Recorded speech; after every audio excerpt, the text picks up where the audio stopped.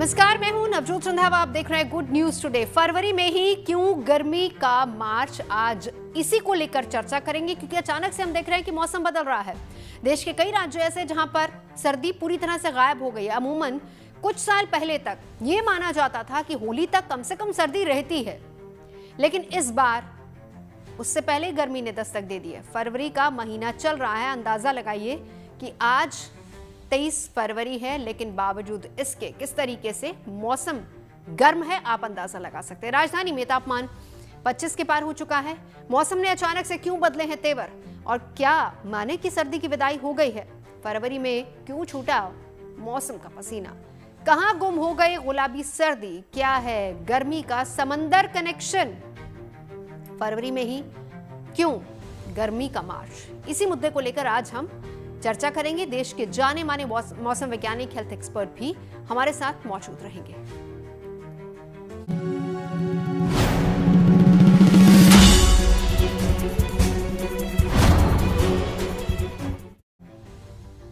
दिल्ली समेत देश के कई राज्यों की बात करें तो गर्मी की एंट्री तकरीबन हर राज्य में हो चुकी है, और इस बीच चौंकाने वाली रिपोर्ट भी एक सामने आई है जो सबको हैरान करती है।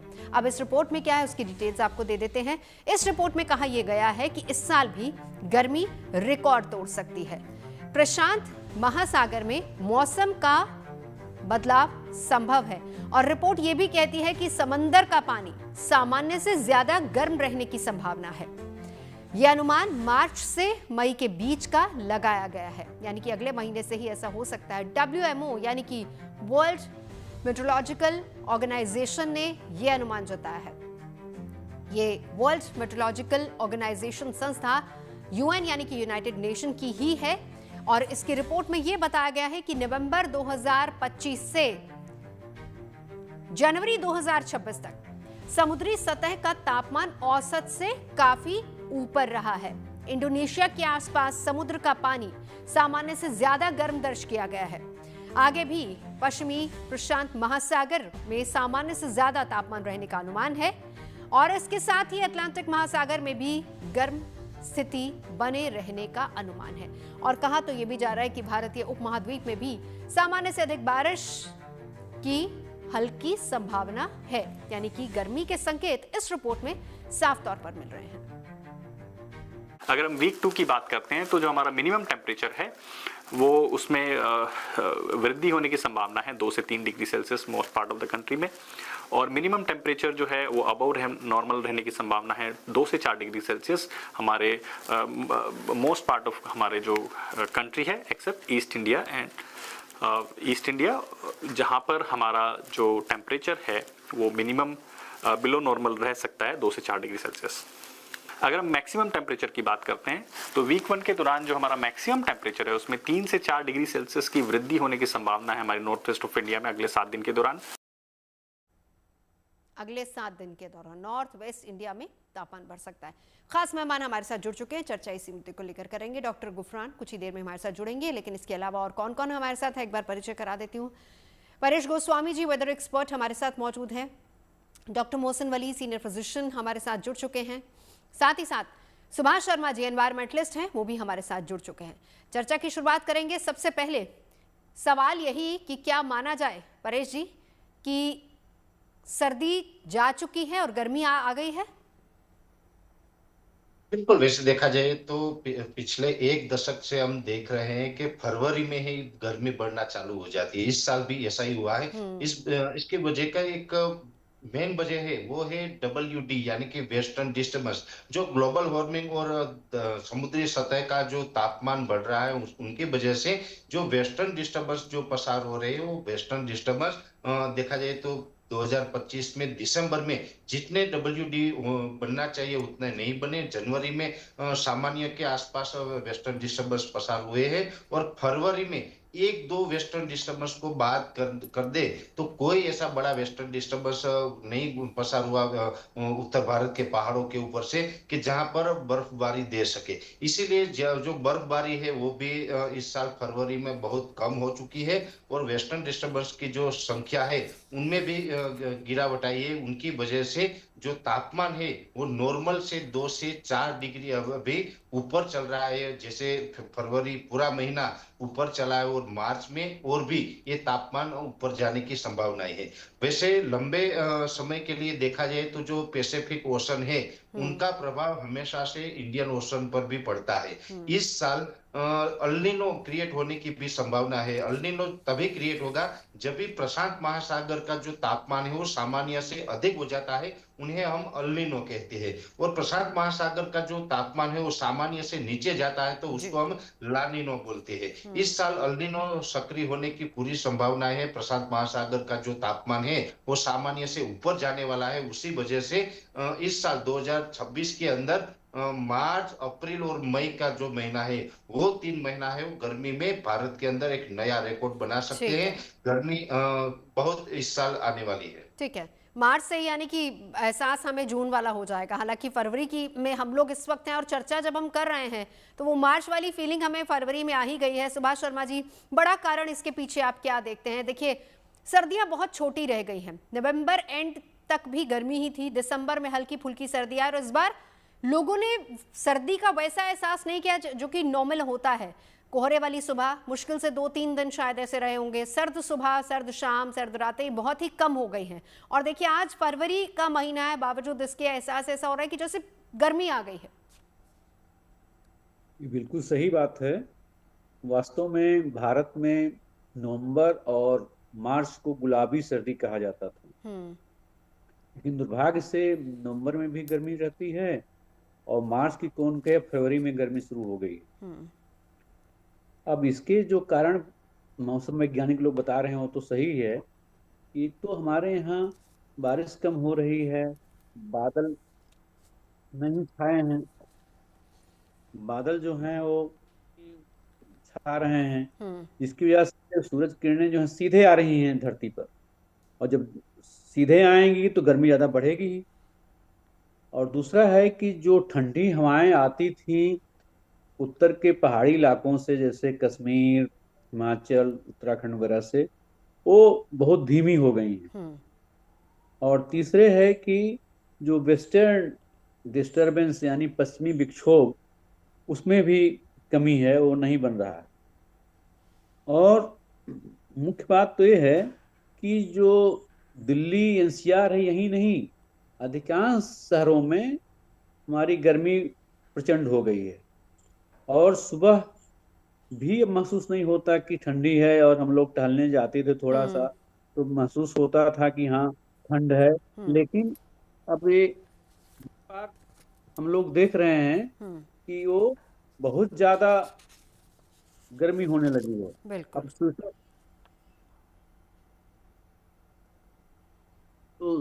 स्वेटर भी हम लोग अब नहीं पहनते हैं, अब तो सिर्फ शर्ट वगैरह ही पहनना पड़ता है, गर्म कपड़ा नहीं पहनना पड़ता है। इसलिए हम लोग ये महसूस कर रहे हैं कि जो जलवायु परिवर्तन हो रहा तेजी से, तापमान में वृद्धि हो रही है, ग्लोबल वार्मिंग हो रही है, उसका असर सालों भर रह रहा है।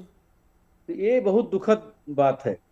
और लेकिन ये जो अभी तत्काल के कारण है, इसके अलावा तो जो हमारे पास और कारण है कि हम लोग देखिए वनों को, वृक्षों को लगाते थे।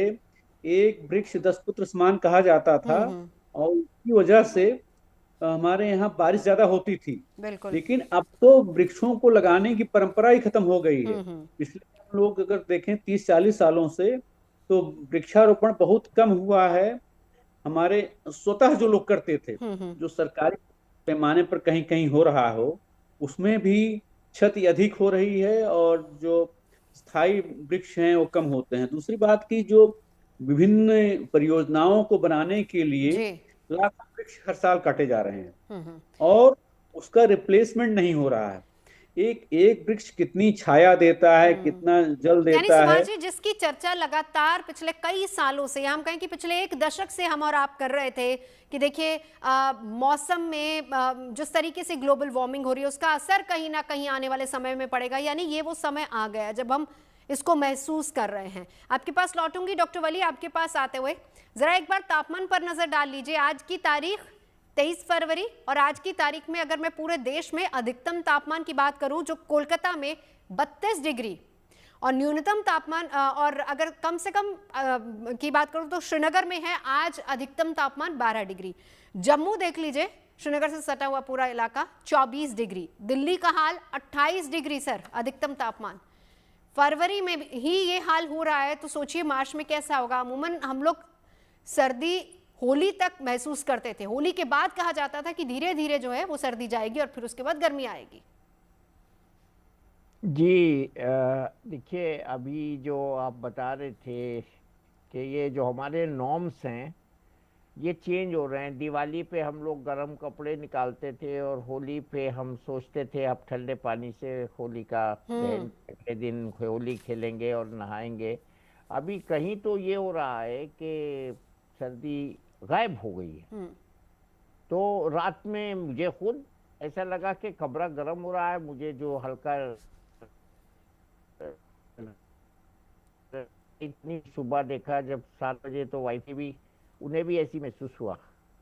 ये हम बच्चे बना रहे हैं, बहुत ज्यादा आबादी बढ़ा रहे हैं, बहुत ज्यादा गाड़ियां खरीद रहे हैं, बहुत ज्यादा हम पेड़ काट रहे हैं, बहुत ज्यादा हम सब अपने ऐसे काम कर रहे हैं जिससे ग्लोबल वार्मिंग हो रही है, कार्बन उत्सर्जन कर रहे हैं। वी आर, जो मैं कहता हूँ ना, ग्रेटा थनबर्ग छोटी बच्ची थी जब उसने मौसम की जलवायु की बात करनी शुरू करी थी, अब वो एक प्रौढ़ महिला हो गई है बात करते करते, और ये मौसम की जो चाल है वो घटते घटते गर्म की तरफ आ गई है सर्दी से। ये बहुत ही चिंता का विषय है क्योंकि ग्लेशियर्स पिघल रहे हैं। आपने अभी एक बहुत चौंकाने वाला तथ्य बताया कि समुद्र के पानी का, हम लोग तो अभी सोच रहे थे स्तर ही बढ़ रहा है ग्लेशियर पिघलने से, लेकिन आपने बताया टेम्परेचर बढ़ रहा है। बिल्कुल।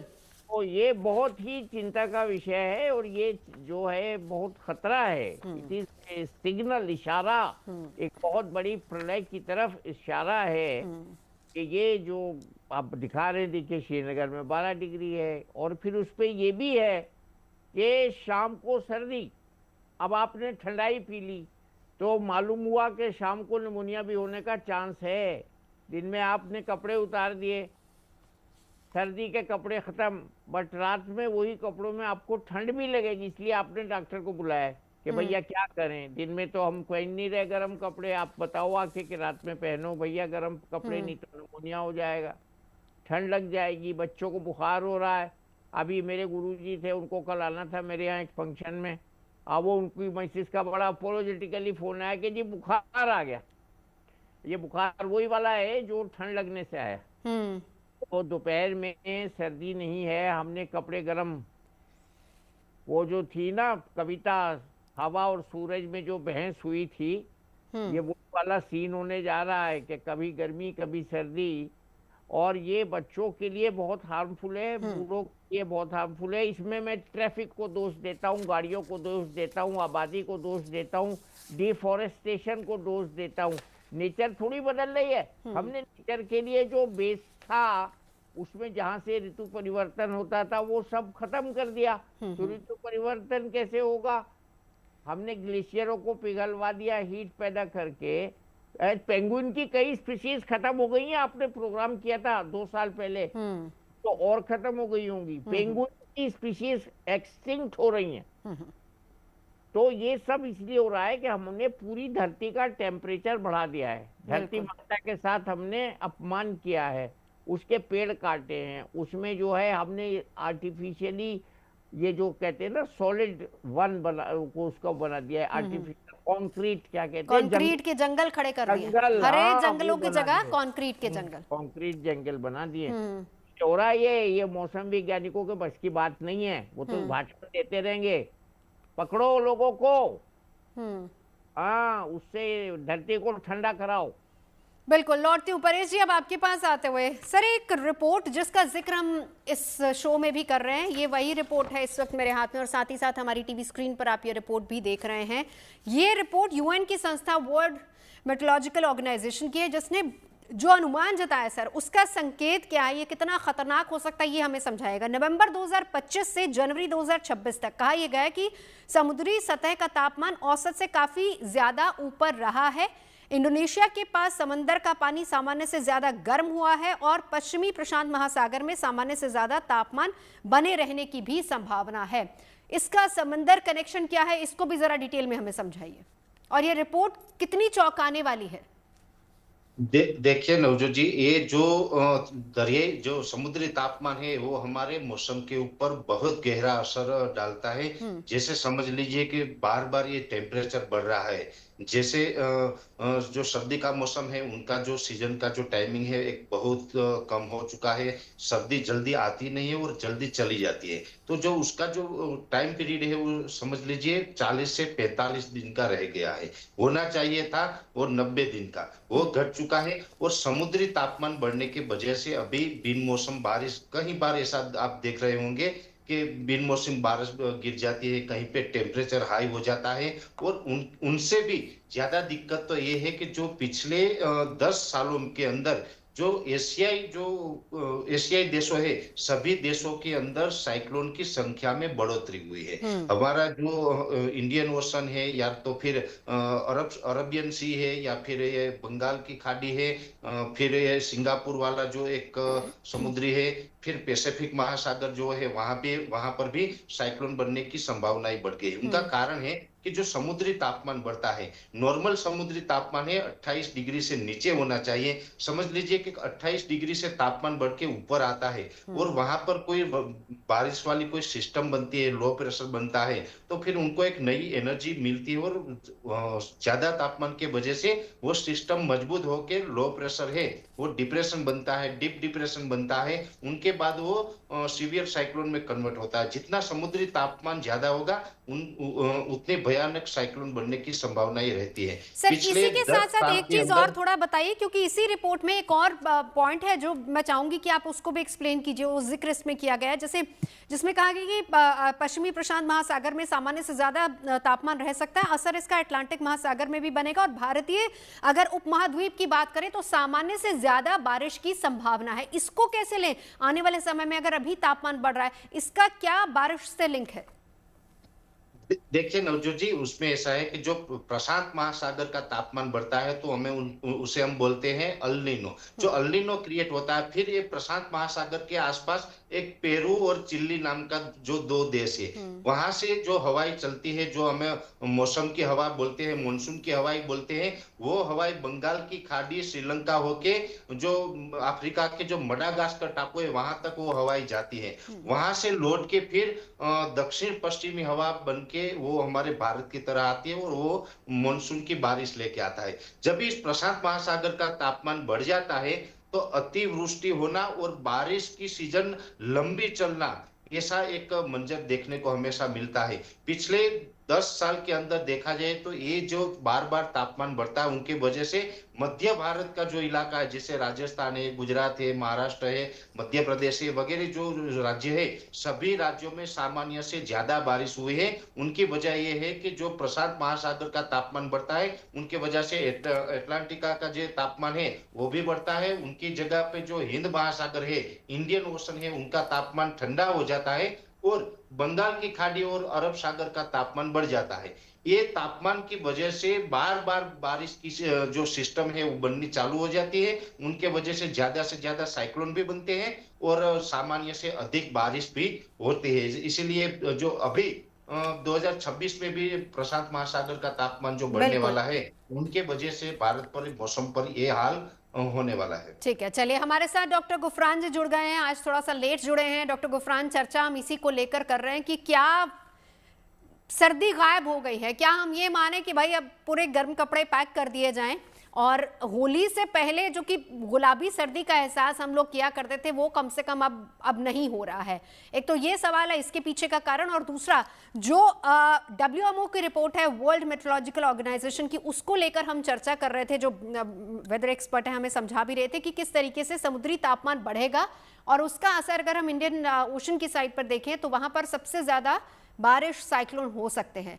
क्या कनेक्शन है इन दोनों का? सर समझाते जाइए। देखिए, ये बहुत अहम सवाल है कि अभी क्या हो रहा है कि क्लाइमेट चेंज के चलते सबसे बड़ी चीज है कि अभी हम एक एल नीनो और ला नीना, आपने सुना होगा, एनसो कंडीशंस जो होती हैं, मानसून से डिले रहती हैं। अभी तक हम ला नीना में थे, लेकिन अभी जो प्रेडिक्शन है, अनुमान ये हो गया है कि अभी हम ट्रांजिशन स्टेट में हैं और अभी जो एल नीनो जो आने वाला है वो 2026 के लिए बताया गया है, ये सुपर एल नीनो होगा। सुपर एल नीनो का मतलब ये है कि इतनी ज्यादा वार्मिंग और इतनी ज्यादा एक्सट्रीम्स रहेंगे जिसकी वजह से बहुत सारी चीजें जो हैं एक्सट्रीम पे जाएंगी, चाहे वो सर्दी एक्सट्रीम हो चाहे गर्मी एक्सट्रीम हो, अर्ली अराइवल होगा। और सिर्फ एक चीज है जो कि हमको एक्सेस में चाहिए लेकिन वो कम हो जाएगी, यानी कि मानसून डिफिसिट मानसून से रिलेटेड रहता है। तो अब जो सिचुएशन चली है फरवरी से और अप्रैल मई तक, ये एक ट्रांजिशन है जो कि ला नीना से एल नीनो का, सुपर एल नीनो का आगमन है। और इस असमंजस की स्थिति जो चली गई है, ना तो ला नीना है ना एल नीनो है। हमारी सर्दी अभी से El Nino super El Nino ने अपना असर दिखाना शुरू कर दिया है और जो एक्सट्रीम कंडीशन जो हम एक्सपेक्ट कर सकते हैं वो बहुत जल्दी से उसकी शुरुआत हो गई है। तो ये वाली जो सिचुएशन है काफी खतरनाक सी लगती है। अगर ये हमारी कंडीशन अगर मानसून से कॉन्साइड कर गई, जो कि पूरी उम्मीद है 96% उसकी उम्मीद है, तो इस बार मानसून के अंदर भी प्रॉब्लम्स होने वाली है। तो ये जो सिचुएशन आई है ये एक बहुत अनइजी और अनएक्सपेक्टेड काइंड ऑफ सिचुएशन है। एक तो ये होता है कि जब ला नीना से एल नीनो आता है तो बीच में ट्रांजिशन पीरियड काफी बड़ा रहता है और क्लियर कट मालूम पड़ता है। लेकिन ये अभी ट्रांजिशन पीरियड हम इसको बोल रहे हैं लेकिन वो ट्रांजिशन नहीं है, बल्कि हम एल नीनो के अंदर चले गए। और वो एल नीनो जो है वो directly related with extreme harsh summer जिसको बोलते हैं उससे रिलेटेड है। तो अभी ये फरवरी में ये गर्मी शुरू ही नहीं हुई है, बल्कि आने वाला जो समय है जो वाकई में गर्मी जिसे बोलते हैं वो भी बहुत पीक और हार्श होने वाली है। हम जिसका जिक्र करते थे सर हर साल चर्चा हम उस पर भी करेंगे आने वाले समय में। आप ही सब लोग हमारे साथ पैनल में रहते हैं। एक आंकड़ा रहता है 50 डिग्री पारा जा चुका है। पिछले साल हमने देखा था भारत में कई ऐसे इलाके थे जहां पर 50 को छू लिया था। इस बार वो इलाके और ज्यादा बढ़ सकते हैं। गर्मी तो चलिए एक्सटेंड हो ही गई है, अभी से हम मान के चलें कि गर्मी आ गई है, लेकिन पारा और ज्यादा बढ़ सकता है। बिल्कुल, अभी जो समय आने वाला है, अभी जो सर्दियां जो मतलब गर्मी की ऋतु होगी और जिसमें हम पीक गर्मी जिसे बोलते हैं, जैसे स्पेसिफिकली नॉर्थ इंडिया के अंदर ये मंथ हो जाता है आपका मई के आसपास। मई के अंदर +2 डिग्री सेल्सियस तापमान होने की पूरी संभावना है as compare to long term average. बिल्कुल 2023 से 26 तक अगर हम एक बार आंकड़ा भी बताते चले, फरवरी में किस तरीके से टेम्परेचर रहा। 23 में अगर 33.6 अधिकतम तापमान रहा था, उसके बाद अगर आज की बात करें तो 31.6, हालांकि फिर भी 2023 के कंपैरेटिव कम है। 2024 में भी थोड़ा कम था, लेकिन 31.6 अधिकतम तापमान। अब डॉक्टर वली आपके पास आते हुए कैसे रखें सेहत का ख्याल, गर्मियां तो बहुत लंबी होने वाली। और ये जो टाइम है ना डॉक्टर साहब, आई एम श्योर आपके पास बहुत सारे पेशेंट्स आ रहे होंगे, किसी का कोल्ड ठीक नहीं हो रहा, किसी को कफ बहुत ज्यादा है, कोई एलर्जिक है। ये सिचुएशन क्योंकि अनप्रेडिक्टेबल मौसम है। आपने सही कहा, रात में ठंड होती है और दिन में एकदम गर्म कपड़े हटा के आप एकदम गर्मियों के कपड़ों में आ जाते हैं।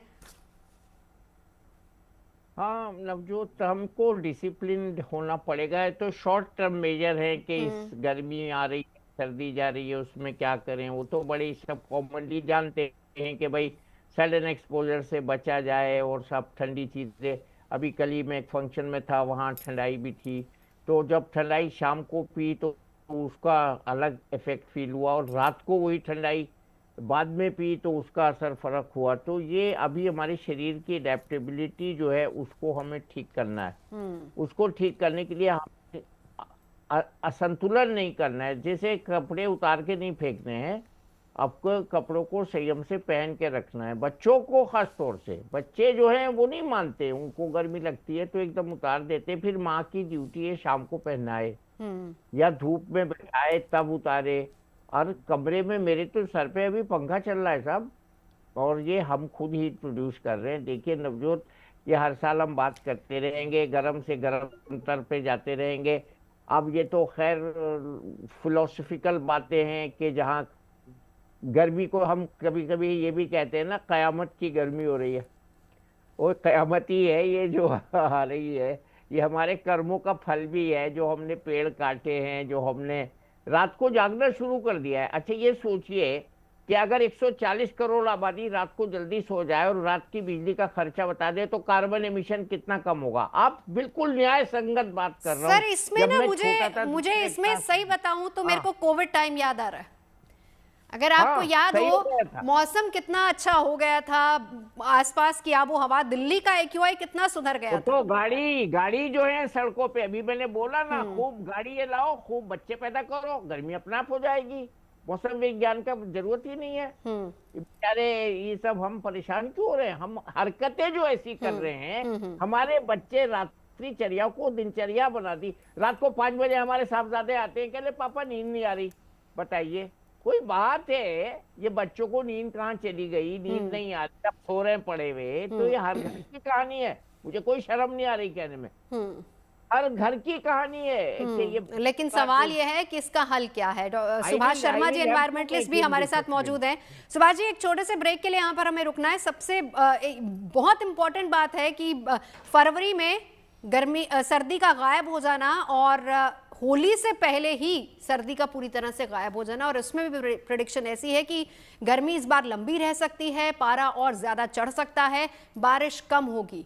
ये एक अलार्मिंग सिचुएशन के तौर पर भी है। इसी को लेकर चर्चा आगे करेंगे, कैसे इससे बचा जाए, अपनी सेहत का ख्याल हमें कैसे रखना है, अपनी सेहत के साथ साथ पर्यावरण का ख्याल कैसे रखना है। सुभाष जी, आपके पास आते हुए, देखिए ये बात जानते हम सभी हैं और पिछले 2 दशक से कम इसको लेकर चर्चाएं हो रही हैं, ग्लोबल वार्मिंग, लेकिन अब फाइनली उसका असर हम भुगत रहे हैं, हम देख रहे हैं। सर्दियां कम हो गई, गर्मियां ज्यादा हो गई, बारिश कम हो रही है, अनप्रेडिक्टेबल मौसम। क्या किया जा सकता है सर?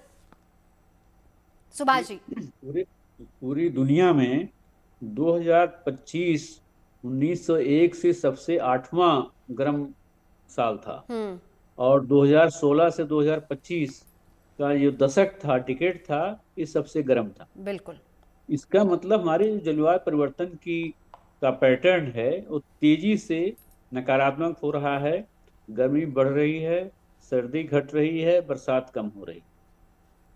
अब इसकी वजहों में हम लोगों ने जैसे गिनाया बहुत सारा, तो मेरा तो मानना है कि हम लोग बार बार कहते हैं सरकारी तौर पर और दूसरे तौर पर कि ग्रीन एरिया भारत की बढ़ गई और दूसरे देशों में भी बढ़ गई, लेकिन वास्तव में क्या हो रहा है कि वो ग्रीन एरिया के नाम पर जो झाड़ झंखाड़ हैं, जो हरा भरा खेत है, उसको भी जोड़ लेते हैं, जो कि वास्तव में जब तक कार्बन डाइऑक्साइड को खींचने वाले बड़े बड़े वृक्ष नहीं होंगे, बड़े बड़े पेड़ नहीं होंगे, छायादार पेड़ नहीं होंगे, तब तक इसका इलाज संभव नहीं है। और बड़े पेड़ों से ही हमारी वर्षा होती है, तो वो हम लोग उस पर बिल्कुल ध्यान नहीं दे रहे हैं, या ध्यान दे रहे हैं तो बहुत कम ध्यान दे रहे हैं।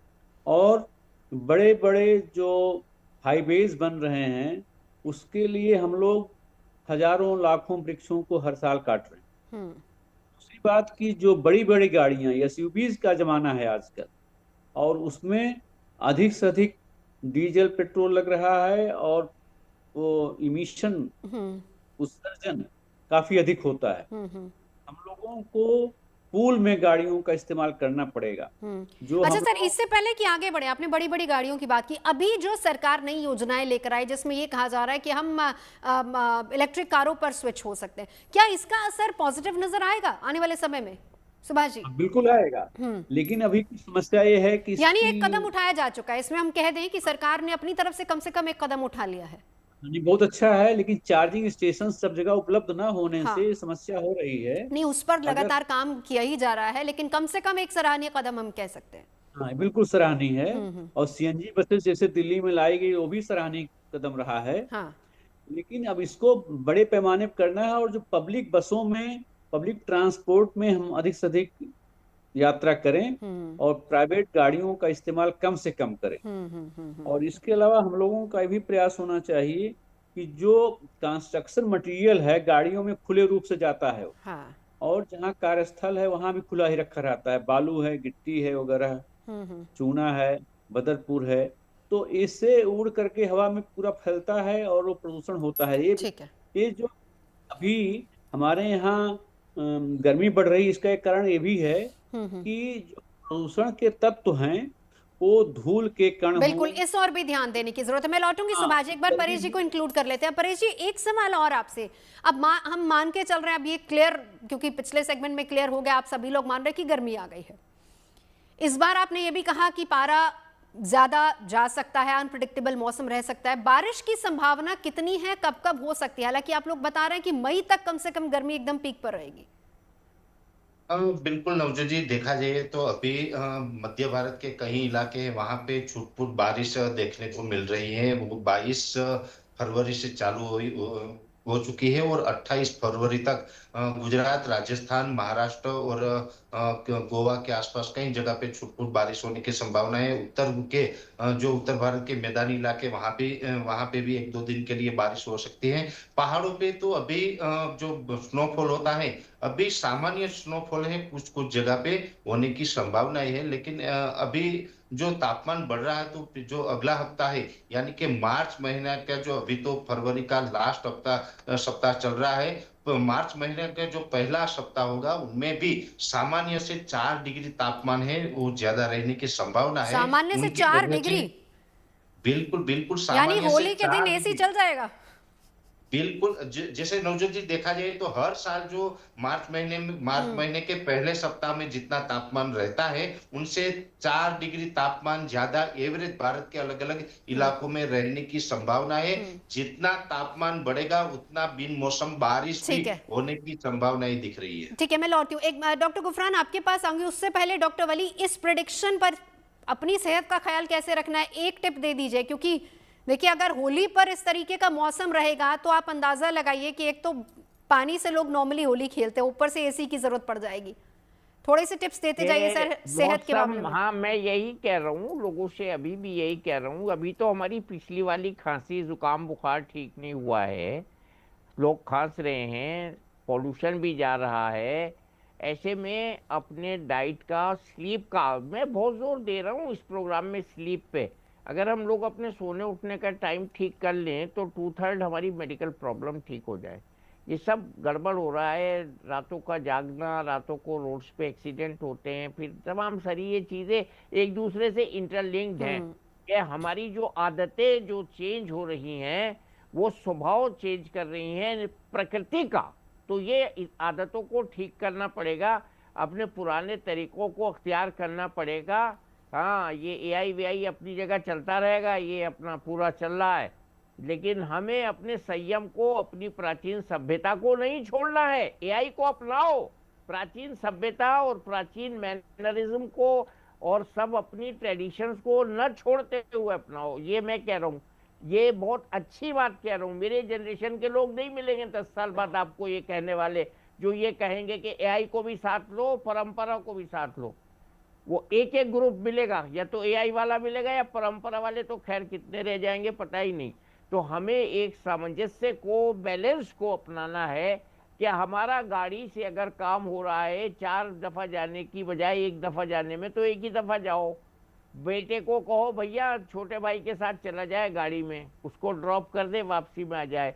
मेट्रो में चले जाओ, अब तो मेट्रो इतनी अच्छी सवारी हो गई है, उसमें कोई कॉम्प्लेक्स नहीं है जाने में। कल मेरे यहाँ एक बहुत अच्छे मेहमान आए, वो रोल्स रॉयस में आए, वो जो कह रहे थे ना बड़ी गाड़ियाँ एमिशन ज़्यादा वाली। तो ये सब चीज़ें होती रहती हैं, हम देखते रहते हैं, और हम इसको अपनी तरक्की का मेयार समझते हैं। ये तरक्की का मेयार नहीं है, ये तनज़्ज़ुल का मेयार है। जो हम ये एडवांसमेंट्स वगैरह हो रहे हैं, नारियल पानी बढ़िया चीज़ है, हाँ, ये कोल्ड ड्रिंक की बोतल बढ़िया चीज़ नहीं है।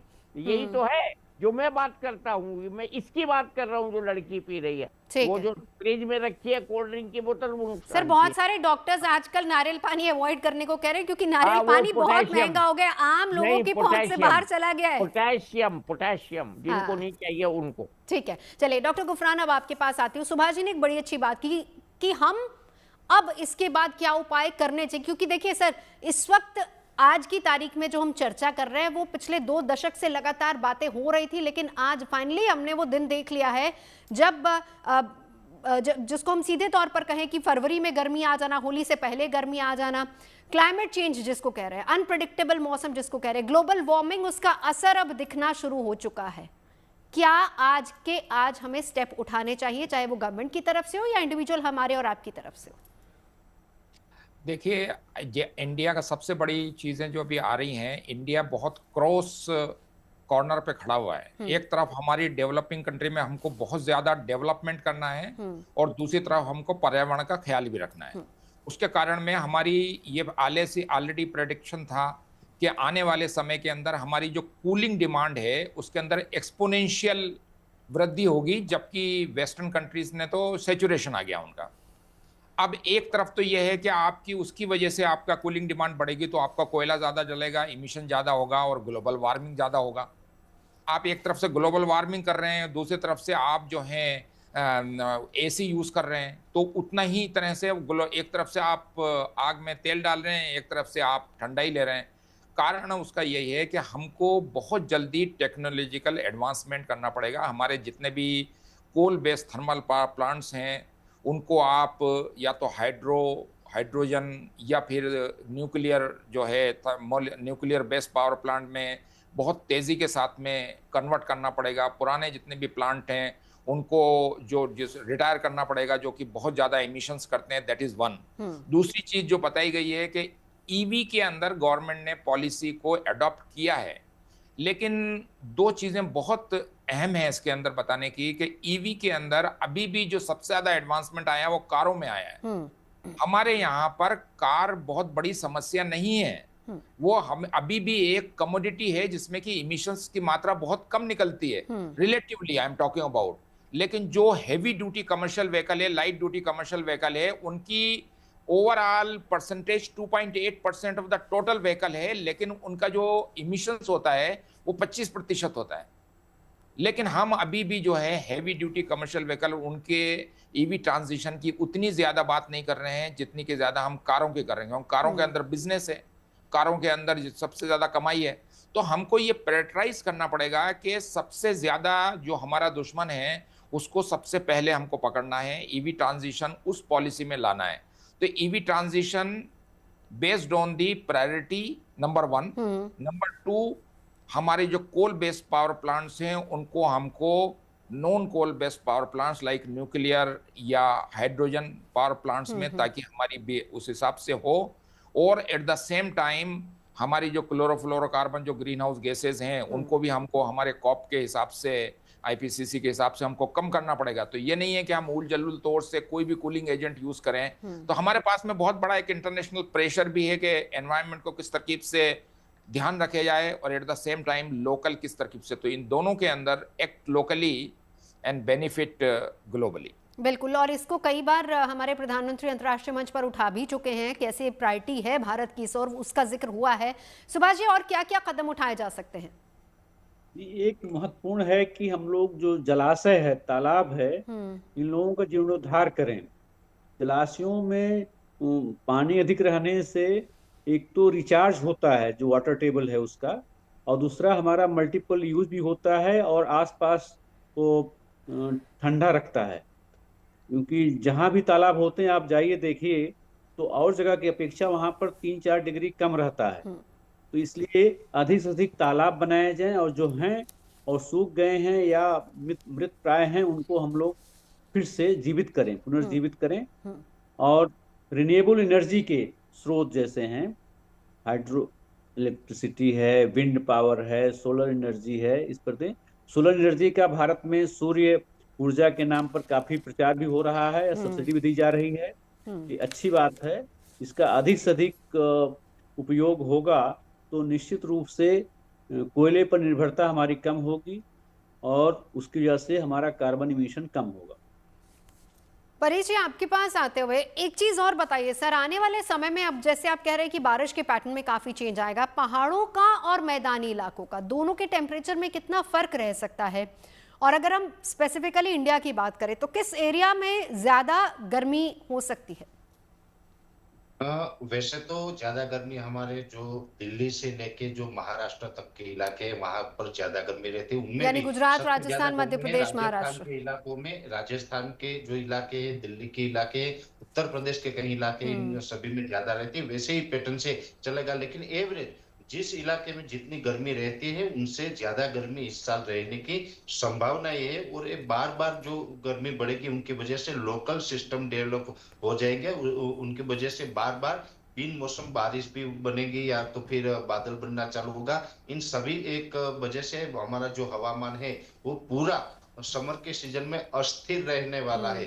सभी बात करते हैं जैसे कि वली साहब ने बताया है, डॉक्टर इरफान सर ने बताया है, सुभाष सर ने बताया है, लेकिन एक वजह ये भी है बार बार जो हमारा जो क्लाइमेट चेंज हो रहा है उनकी एक बड़ी वजह है जो हमारा केमिकल फार्मिंग की वजह से जो पशु पक्षियां है वो सारे खत्म हो चुके हैं और समझ लीजिए ऑक्सीजन भी कम होता जा रहा है क्योंकि जितने भी बहुत सारे बैक्टीरिया ऐसे खेती में होते हैं जो जमीन के अंदर रह के ऑक्सीजन जनरेट करने का काम करते हैं, कार्बन डाइऑक्साइड को नष्ट करते हैं, वो भी खत्म होते जा रहे हैं। हमारी जो जमीनें हैं वो निर्जीव होती जा रही है, उनकी वजह से भी हमारा तापमान ही बढ़ रहा है, उनकी वजह से हमारा क्लाइमेट है वो चेंज हो रहा है।